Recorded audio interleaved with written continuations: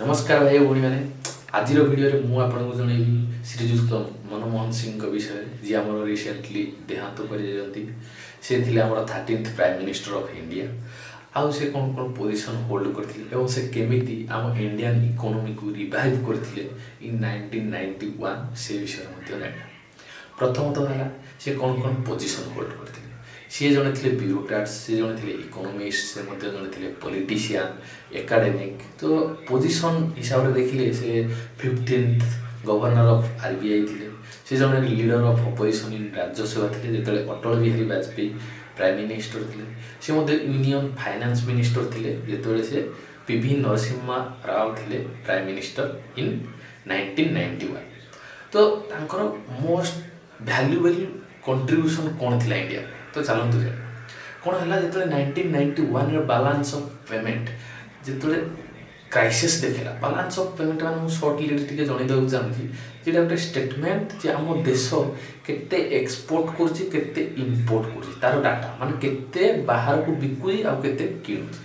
तो जदि आम देखा सी है गोटे स्टेटमेंट तो जो 1991 से स्टेटमेंट रीड कराला जना पड़ा जे आमर एक्सपोर्ट कम हो आम बिकुंट कम कि किणुंट बहुत आम एत किणुंट आम डेब्ट को जाई सारे आमर फॉरेन एक्सचेंज सर्विस बहुत लो रे अच्छी आम बहुत डेब्ट रे अच्छे।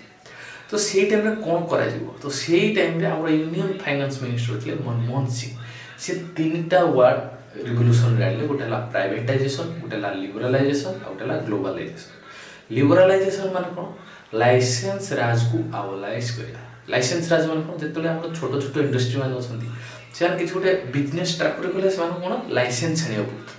तो से बहुत खर्च गोटे लंबा हुए तेणु मनमोहन सिंह से टोटाली आबोलाइज करदे कौन है इंडस्ट्री मान को फ्रीडम दे दिगला जे तुमको से लिबरल करागला जे तुम बिना लाइसेंस तुम इंडस्ट्री का तुम बिजनेस स्टार्ट कर। आउ गोटे कौन है प्राइवेटाइजेशन माने जेकोसी पब्लिक सेक्टर किसी बिजनेस अच्छी जोटा गवर्नमेंट अंडर रे अच्छी ताकू से कौन है प्राइवेट अंडर को दिया। तो प्राइवेट जो मैंने अथॉरिटी अच्छी से रेगुलेट कर। थर्ड जिन कौन है ग्लोबलाइजेशन। ग्लोबलाइजेशन माने कौन बाहर जो मैंने इन्वेस्टर अच्छा से टैरिफ लगागलानी से टैक्सेस लगागलानी जहाँद्वारा से आसिक मैक्सिमम टू मैक्सिमम आम कंट्री रे इन्वेस्ट करेंगे। आ से 3टा जो स्टेप्स लगी आमर इंडियन इकोनॉमी रिवाइव करगला।